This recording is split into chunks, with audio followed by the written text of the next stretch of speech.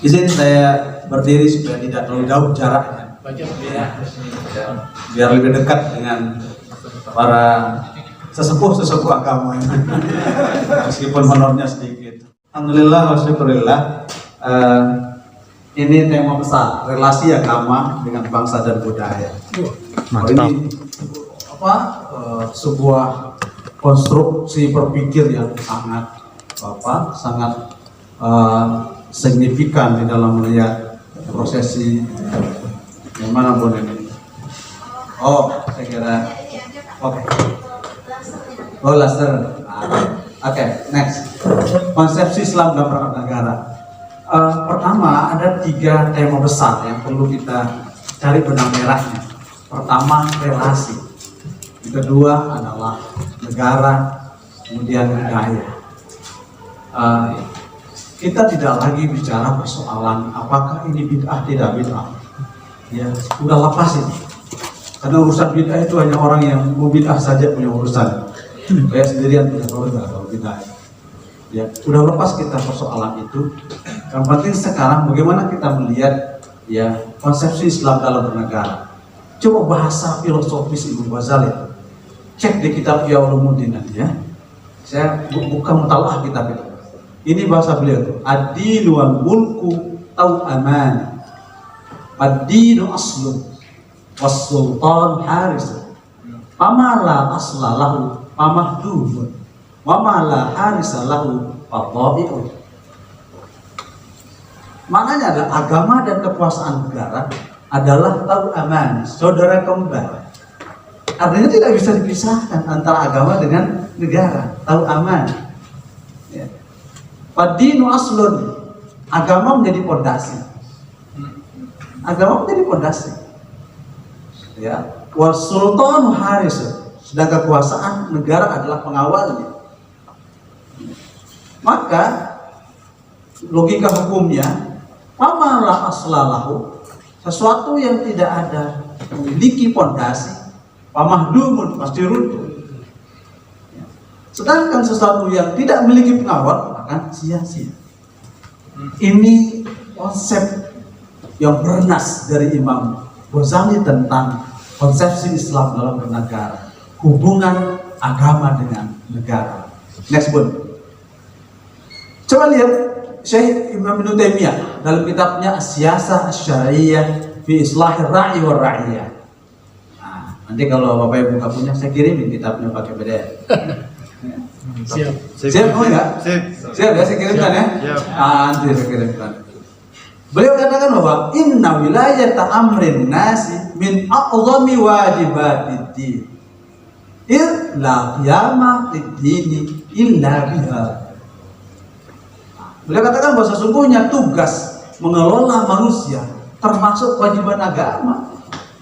Mengelola penceramah juga kewajiban agama. Ya. Antum semua, ustazah dikumpulkan oleh Kementerian Agama adalah azami wajibatin, bagian dari mengelola ya kewajiban agama yang paling agung bahkan azamiddin, paling agung itu. Ya, kenapa?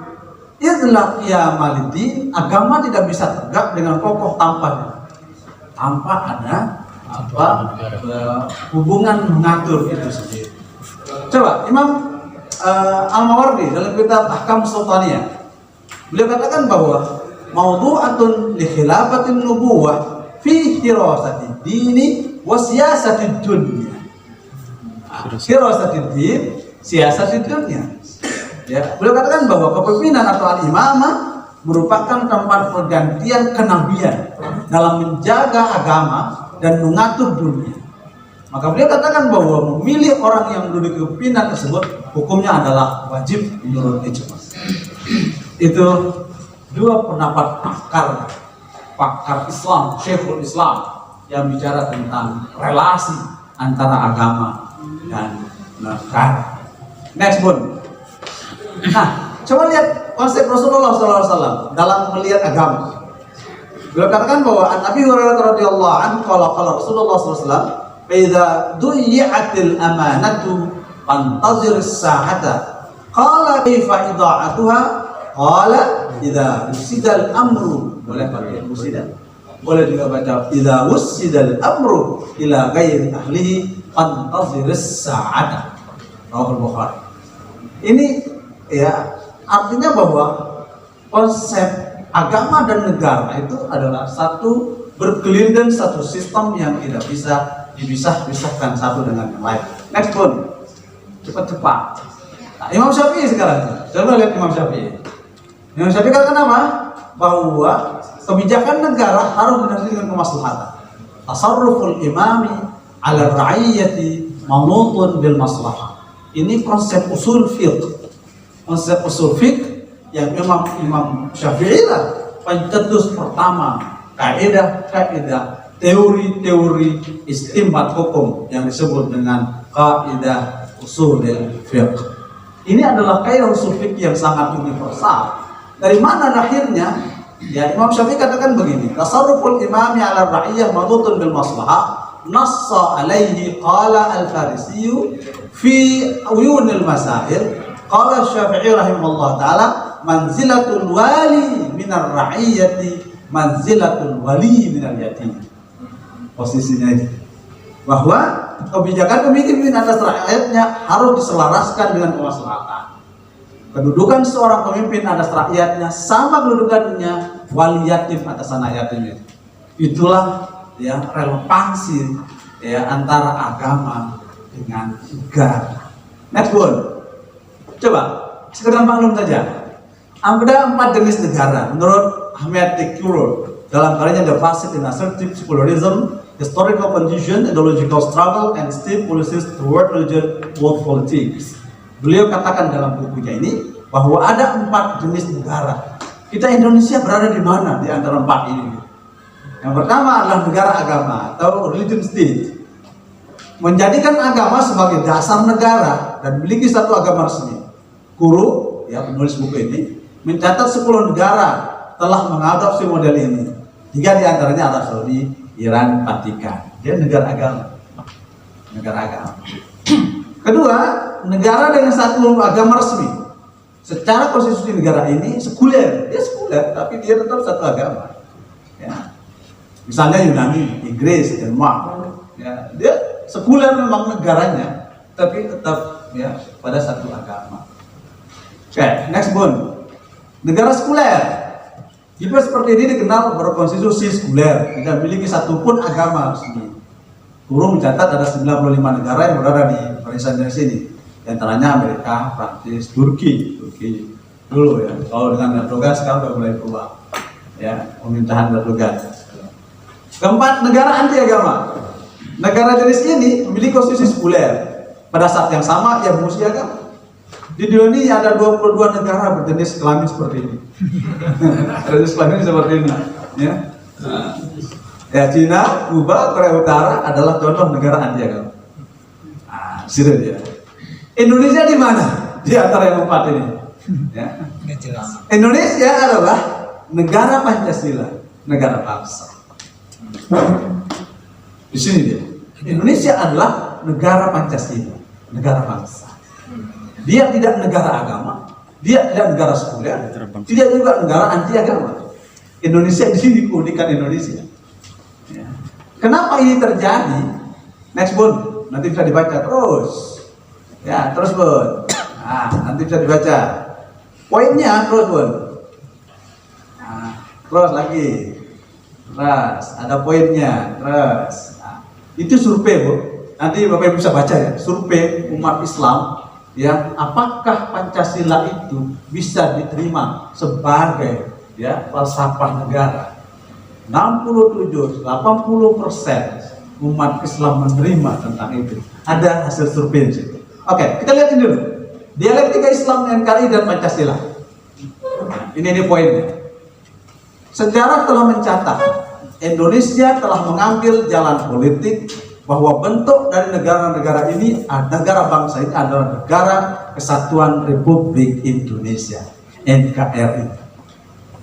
Dengan Pancasila sebagai falsafah dan Undang-Undang Dasar 1945 sebagai nation state.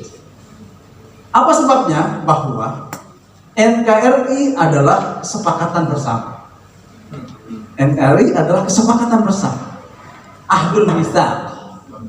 Kita sudah berada pada konsensus bahwa NKRI harga mati. Ya. Ini sebabnya kenapa kita tidak menjadi negara agama, negara sekuler atau negara anti agama, tapi kita adalah negara Pancasila. Yang Pancasila di dalam itu diikat oleh NKRI sebagai sebuah kesepakatan bersama. Indonesia merupakan negara yang majemuk, masyarakatnya terdiri dari berbagai suku, bahasa, agama, budaya, dan ras. Sisi inilah, ini poinnya. Sisi inilah Islam mengambil sebuah terma sesuai dengan sabda Nabi, al-muslimuna ala syurutihim. Logo, al-muslimuna ala syurutihim. Ini dalilnya. Kenapa NKRI itu sebagai sebuah kesepakatan? Ini dalilnya. Sahih Bukhari, al-muslimuna ala syurutihim. Umat Islam terikat oleh kesepakatan mereka. Al-muslimuna ala syurutihim. Kita terikat dengan kesepakatan. Kesepakatan apa? Kesepakatan negara Republik Indonesia, negara Pancasila. Gitu. Next one. Sejak merdeka tahun 1945, para ulama yang merupakan bagian penting dari pendiri negara Indonesia telah sepakat bahwa Indonesia bukanlah wilayah perang. Indonesia bukan darul harbi. Bukan lagi Indonesia darul harbi karena kita sudah merdeka. Tapi Indonesia sudah beranjak menuju wilayah damai, Darus Sulh. Indonesia sudah berangkat ke Darus Sulh, daerah wilayah damai. Kemudian Darul Aman, ya, wilayah aman atau Darussalam. Ya. Kemudian ada wilayah dakwah, Darul Dakwah. Ya, tiga paradigma ini, ya, Indonesia sudah berubah pada paradigma damai, aman, dan terus menyebarkan kedamaian. Ya, ini paradigma berpikir. Oke, lanjut. Dalam konteks berbangsa dan bernegara, setelah proklamasi 45, Islam memandang posisi umat beragama sebagai bagian warga bangsa yang terikat oleh komitmen kebangsaan, sehingga harus hidup berdampingan secara damai dengan prinsip muahadah. Prinsip muahadah, prinsip saling penuhi perjanjian atau muwathaqah, saling menjaga komitmen. Bukan posisi muqatalah, saling bunuh, atau muharabah, saling perangi. Ya, ini keputusan Fatwa MUI halaman 783-784. Nah, itu konsepsi kita memahami paradigma keberislaman. Oke, lanjut. Bingkai kemajukan Indonesia. Ya, saya tidak bahas ini dulu. Coba saya ingin melihat konsepsi pemahaman. Bapak Ibu Saudara yang saya muliakan. Agama itu namanya din. Agama itu namanya din. Din itu akan melahirkan makna-makna peradaban. Din menjadi al-Madinah. Ya kan? Satu akar kata. Din itu dana yadinu dinan, dainan, duyunan, dayanan. Kata dana yadin menunjukkan sebuah makna ikatan.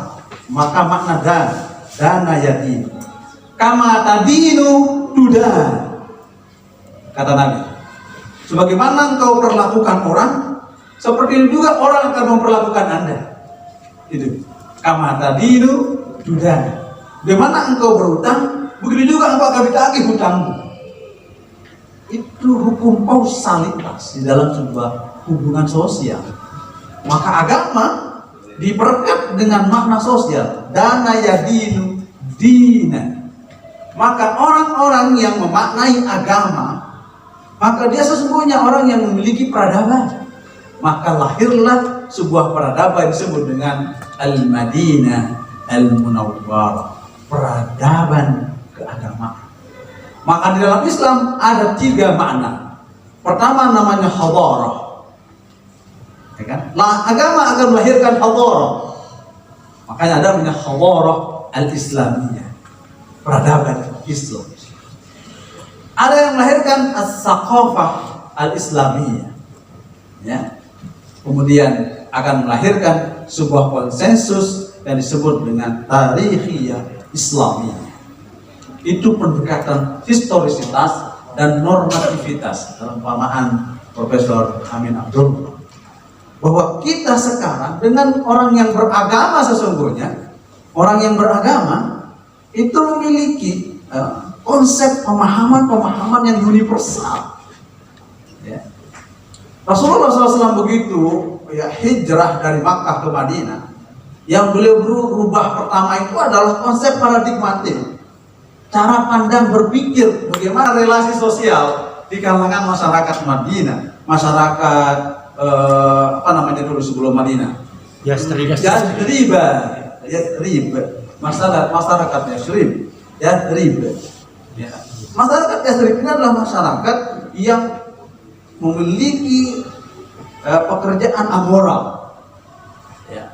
Dalam sejarah disebut bahwa Yathrib itu artinya kumpulan-kumpulan tempat tidak hormat, tidak baik, maka disebut Yathrib. Maka Rasulullah hadir di situ untuk melakukan transformasi, melakukan perubahan totalitas. Perubahan yang beliau lakukan adalah perubahan mindset, cara berpikir, cara pandang, cara melihat sesuatu, cara melihat keragaman, cara melihat kemajemukan, cara melihat bagaimana berinteraksi sosial dengan masyarakat sekitar. Maka Yathrib Rasulullah ganti dengan Al-Madinah Al-Munawwarah. Kenapa dengan Al-Madinah Al-Munawwarah? Karena memang Rasulullah menghadirkan peradaban baru. Peradaban baru yang paling konsensus nasional internasional, bahkan menjadi konsensus negara modern yang dilahirkan oleh Rasulullah SAW adalah yang disebut dengan Mitsaq Al-Madinah, piagam Madinah. Di dalam tata negara modern, itulah tata negara modern pertama di dunia yang dilahirkan oleh Rasulullah SAW secara teks tertulis. Itulah piagam Madinah. Jadi orang-orang bicara tentang demokrasi, Rasul sudah lama bicara demokrasi. Buktinya dengan adanya piagam Madinah itu menggambarkan sosok kepemimpinan yang universal, kepemimpinan yang transformatif, yang akomodatif, yang menerima perbedaan-perbedaan. Itu sisi pluralitas kepemimpinan Rasulullah SAW yang termaktub di dalam konsepsi yang disebut dengan piagam Madinah. Bapak Ibu Saudara yang saya muliakan, ini serius sekali. Serius sekali. Masya Allah. Aksiknya ya. Oke, perlu ada yel-yel di bawah. Ada yel ya. Oke, kalau gitu kalau saya bilang Pancasila satu. Itu hanya bisa. Pancasila dasar negara. Harga mati lah. Saya ulangi kalau gitu. Pancasila harga mati. NKRI harga mati. Minimal tidak ngatur lah maksudnya. Enggak ada lebihnya gitu. Insyaallah tabarakallah. Oke. Bingkai kemajemukan Indonesia. Jadi itu nalar konstruktif dan memahami tentang agama. Maka orang-orang yang memiliki pemahaman agama, makanya agama itu dalam bahasa sastra kan ada agama. Agama artinya tidak beraturan. Jadi orang yang beragama sesungguhnya diatur pola pikirannya, pola hidupnya oleh Allah Subhanahu wa taala melalui agama. Maka orang-orang yang memiliki pemahaman keagamaan yang baik, maka itu yang disebut oleh Allah dalam Al-Quran, qul kullun ya'malu ala syakilatihi. Setiap kita punya potensi untuk menjadi orang yang punya kapasitas. Kita punya kapasitas minimal dalam teori Imam Ghazali bahwa annal insama annal ajsama annar roha wal aqla tanqasim bi ajsa'il insan. Imam Ghazali berkata gitu, bahwa manusia itu terdiri pada 3 elemen penting yang memang itu bukti dia memiliki kapasitas. Kapasitas itu artinya kapasitas logika, Ya, itu disebut dengan jauharul aql. Jauharul aql istilahnya Imam Ghazali. Ya, istilah Imam Syatibi bukan jauharul aql tapi kuwatul fikir, kekuatan nalar. Kekuatan nalar kita itu adalah sangat ditentukan oleh ya apa yang kita tahu, apa yang kita baca, apa yang kita rasa. Itu kuwatul fikir, kuwatul nalar. Maka orang-orang yang memiliki kuwatul fikir, kekuatan nalar di dalam memahami prosesi agama itu, inilah orang yang akan selalu beradaptasi dengan dunia kedamaian. Kenapa? Karena dia nggak terjebak dengan persoalan-persoalan yang khilafiyah, ya. Persoalan kuno dibahas, zikir, wirid dibahas, sudah selesai lah. Yang penting sekarang bagaimana ngajak orang sholat, itu penting. Ya. Secara kunut apa, lepaslah kunut itu. Ya. Yang penting sekarang mau orang sholat subuh apa tidak gitu. Di situ gerakan kita sesungguhnya. Maka orang-orang yang memiliki kuwatul fikir, kekuatan nalar berpikir. Tapi Imam Nawawi mengatakan bahwa orang-orang yang memiliki nalar fikir terlalu maju, maka dia akan kehilangan ruh spiritualitas. Kalau logika semata menjadi ukuran orang dekat kepada Allah, maka iblislah hamba Allah yang paling dekat kepada Allah Subhanahu wa taala. Imam Ghazali coba baca di kitab Talim Muta'alim. Lau kana al-aqlu ihda wasilatin litaqarrubi ila Allah lakana iblisu aqrabal abdi ila Allah. Coba. Seandainya ukuran orang dekat kepada Allah itu adalah logikanya, nalar pikirnya, maka iblislah yang paling dekat kepada Allah SWT. Ya, coba lihat dalam Al-Quran, surah Al-Baqarah, di saat menciptakan manusia, siapa yang protes? Protes siapa yang protes? Iblis. Iblis ya. Nanti kalau kurang honor jangan protes dong. Gimana Ustaz Mardan? Masih ingat ya? Masih saya ingat Ustaz Mardan. Masya Allah.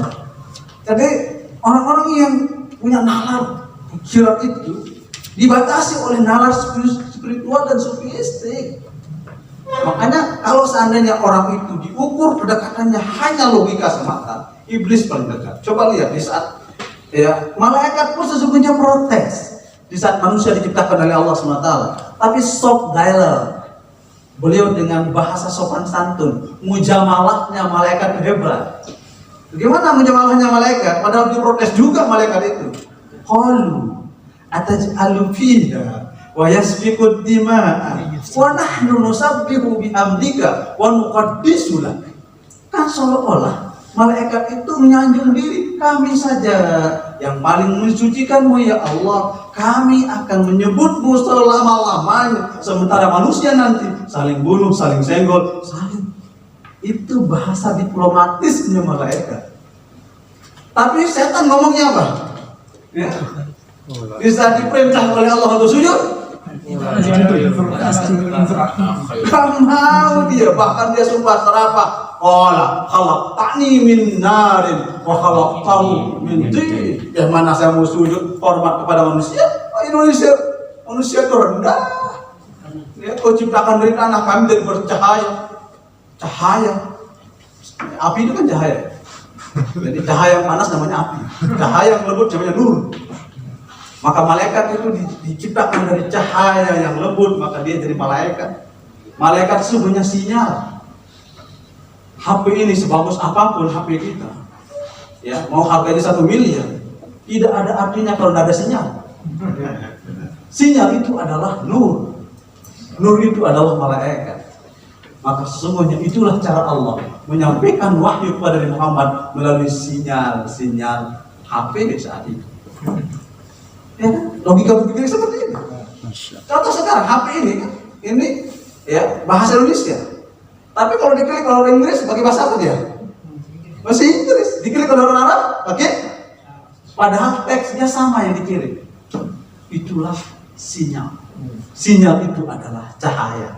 Maka Allah menyebarkan emanasi cahayanya itu nurun ala nur. Yahdillahu li nurihi may yasha. Di situ dia.